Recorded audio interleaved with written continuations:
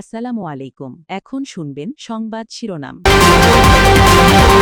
যুক্তরাষ্ট্র ইসরায়েলের টার্গেট ইরানের জ্বালানি স্থাপনা, জবাবে তেল আবিব সহ মধ্যপ্রাচ্যের বিভিন্ন স্থানে মিসাইল ছুটছে তেহরান। আইডিএফ হিজবুল্লাহ সংঘাতে লেবানন। দাদি খালেদা জিয়ার শ্রেষ্ঠ অদম্য নারীর পুরস্কার নিলেন নাতনি জাইমা। সব নারী ও কন্যার জন্য নিরাপদ হবে বাংলাদেশ, আশা ডাক্তার জুবাইদার। নারীর অগ্রযাত্রায় প্রতিবন্ধকতা, ধর্ষণ, সহিংসতা, বিচারহীনতা ও বৈষম্যের মাসুল গুনতে হচ্ছে কন্যা শিশুদের। মর্যাদা নিশ্চিতে পারিবারিক। বিদেশে বসে দেশকে ক্রমাগত অস্থিতিশীল করার চেষ্টা করছে শেখ হাসিনা।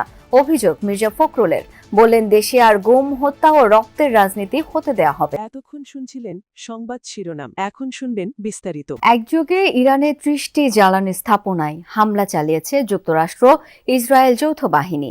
টানা নবম দিনের অভিযানে টার্গেট হয়েছে বিমানবন্দর, পরিবহন ডিপো। ধ্বংস করা হয়েছে গুরুত্বপূর্ণ বেশ কয়েকটি পানি শোধনাগার। এমন পরিস্থিতিতে মার্কিন প্রেসিডেন্ট ডোনাল্ড ট্রাম্পের হুঁশিয়ারি, ইরানের সেনাবাহিনী আর শীর্ষ নেতাদের সম্পূর্ণ নির্মূল না করা অবধি হামলা বন্ধ করবে না যৌথ বাহিনী। দাও দাও করে জ্বলছে তেহরানের আগদাসিয়ে জ্বালানি ডিপো।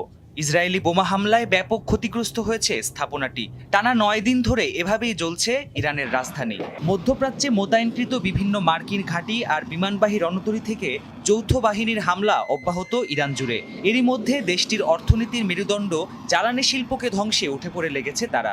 দেশটির কমপক্ষে ৩০টি জ্বালানি স্থাপনায় হামলা চালিয়েছে যৌথ বাহিনী। এসব স্থাপনা থেকে নির্গত বিষাক্ত ধোঁয়া ছড়িয়ে পড়েছে আশপাশের বিশাল এলাকায়। হামলায় ক্ষতিগ্রস্ত কুদস ফোর্সের অন্তত ১৭টি যুদ্ধবিমান। একই সাথে ইরানের বিভিন্ন সামরিক আর বিমান ঘাঁটি লক্ষ্য করেও হামলা হয়েছে। ইস্পাহান বিমানবন্দরে কয়েকটি F-14 যুদ্ধবিমান ধ্বংসের দাবি করেছে ইসরায়েলি বিমান বাহিনী। এছাড়া গুরুত্বপূর্ণ ট্রান্সপোর্টেশন হাব, পানি শোধনাগার আর বিমানবন্দরকেও টার্গেট করেছে।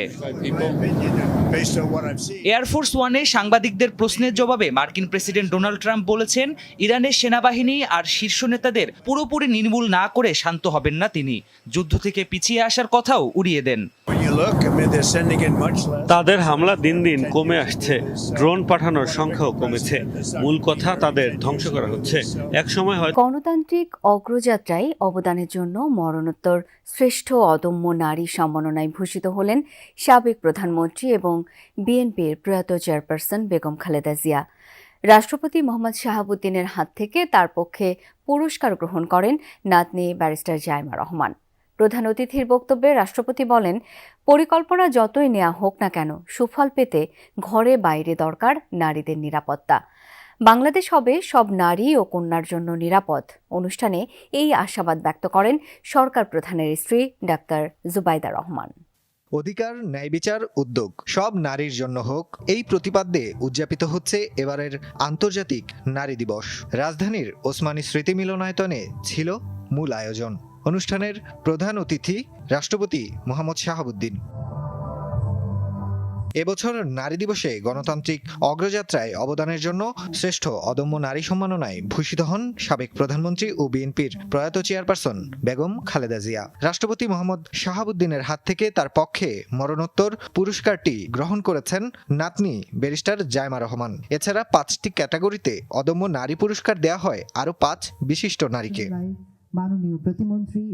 আয়োজনে অংশ নিয়ে প্রধানমন্ত্রী তারেক রহমানের স্ত্রী ডাক্তার জুবাইদা রহমান দেশ পরিচালনায় বেগম খালেদা জিয়ার অবদানকে তুলে ধরেন। বলেন, শত অত্যাচারেও সাবেক প্রধানমন্ত্রী ছিলেন অদম্য ও অবিচল।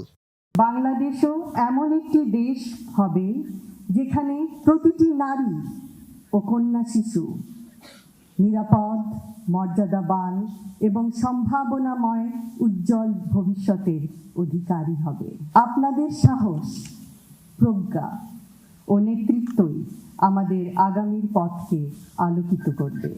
মহিলা ও শিশু বিষয়ক মন্ত্রী ডাক্তার AZM জাহিদ হোসেন বলেন, নারীর প্রতি সহিংসতা রোধ, নির্যাতন। যুগের পর যুগ পেরুলেও বা প্রজন্মের পরিবর্তন ঘটলেও নারীর অবস্থানে আসেনি বদল। ধর্ষণ, হয়রানি বেড়েই চলেছে ক্রমাগত। চলতি বছরের প্রথম 3 মাসেই দেশে ধর্ষণ, হত্যার সংখ্যা ছাড়িয়েছে 500। রাতের অন্ধকারে যে ভয় তাড়া করে বেড়ায়, রৌদ্রোজ্জ্বল দিনেও ঢাকা পড়ে না সেই আতঙ্ক। কন্যা সন্তান যাদের ঘরে, আতঙ্কে দিন কাটছে সেসব বাবারও। পুত্র সন্তানের অভিভাবকরাও বলছেন শৈশব থেকেই ছেলেকে শেখাবেন নারীকে সম্মান দেবার বিষয়টি। তাহলে যদি পরিবর্তিত হয় ভবিষ্যৎ। ড্যানিয়েল আর সিয়াম ক্লাসে যাওয়ার পথে মাঝে মাঝে ক্ষণিকের যাত্রা বিরতি দেয় এখানে। কোলাহলে পূর্ণ শহর আর বাস্তবিকতার সব ভার কিছুক্ষণের জন্য ভুলে একটু শান্তির খোঁজ। আচ্ছা, দিনের আলো ফুরলেও কি শহরটিকে ভয় করে চলে তারা? আমি রাতের বেলা যখন বের হই, চুরি, ডাকাতি, ছিনতাই, এছাড়া কিশোর গ্যাংয়ের দৈরত্ব বিষয় সম্পর্কেও আমি সচেতন থেকে বের হতে হয়। ছিনতাই, এটাই আসলে মূল বিষয়। একই মানসিক তৃপ্তির খোঁজে এই জায়গাটিতে বসে ইশরাত। ড্যানিয়েল আর সিয়ামের মতো দিনের আলোয় একা বসলেও আর চোখের চাহনিতে বিদ্ধ হয় তার প্রতিটি মুহূর্ত। সূর্য ঢলে পড়লে নানান শঙ্কার সঙ্গে যুক্ত হয় অতিরিক্ত আরও একটি ভয়, আর এই ভয় শুধুই তার পরিচয়ের জন্য। ছিনতাই, ডাকাতি এই ধরনের অনেক চিন্তা থাকে, তবে একজন নারী হিসেবে আমার আরেকটা এক্সট্রা চিন্তার বিষয় রয়েছে, সেটা হচ্ছে ইফটিজিং আর হ্যারাসমেন্ট। অবশ্য শঙ্কাহীন শৈশবে এসবের কোনো কিছুরই আঁচ লাগেনি ছোট্ট এই প্রাণে। তবে কন্যা শিশু হয়ে জন্মানোর ভারের কথা জানেন তার বাবা মা, তাই আগলে রাখতে হয় প্রতিটি সময়। সাম্প্রতিক ঘটনাগুলো ভীষণভাবে মানসিক পীড়ার কারণ হয়ে দাঁড়িয়েছে, জানান সেই কথাও। কর্মজীবনে থেকেও কিন্তু আমাদের ওখান থেকেও কিন্তু একটা টেনশন অল টাইম কাজ করে যে আমার বাচ্চাটা নিরাপদ। জাতীয় মানসিক স্বাস্থ্য হাসপাতাল ঝটিকা পরিদর্শন করলেন স্বাস্থ্যমন্ত্রী সরদার মোহাম্মদ সাখাওয়াত হোসেন। সকালে রাজধানীর শেরেবাংলা নগরের হাসপাতালটিতে গেলে নানা অনিয়ম নজরে আসে মন্ত্রীর। নোংরা বিছানা, তেলাপোকা, ঝাড়পোকা, অস্বাস্থ্যকর পরিবেশের ব্যাপারে তিনি খুব জানান। বিশেষ করে রোগীর নোংরা বিছানা দেখে মন্ত্রী নিজেই অবাক হন। অনেক রোগী এবং তাদের স্বজনদের অভিযোগ, দেয়া হয় নিম্নমানের খাবার। তারা বলেন চাহিদা অনুযায়ী ওষুধও পাচ্ছেন না, ডাক্তাররা সময় মতো হাজির হন না। এ সময় স্বাস্থ্যমন্ত্রীর সাথে স্বাস্থ্য প্রতিমন্ত্রী এম এ মোহিত ছিলেন। তিনি বলেন দেশের সর্বোচ্চ প্রতিষ্ঠান হওয়ার পরও নেতৃত্ব সংকটে এই হাসপাতাল, রয়েছে অব্যবস্থাপনা। তবে দ্রুত সমস্যাগুলো সমাধানের প্রতিশ্রুতি দেন মোহাম্মদ সাখাওয়াত হোসেন। বলেন মানসিক হাসপাতালকে অন্যান্য হাসপাতাল থেকে আরও বেশি মানবিক হতে হবে। খাবারের মান, কলার সাইজ খুবই ছোট, এটা হওয়া উচিত না।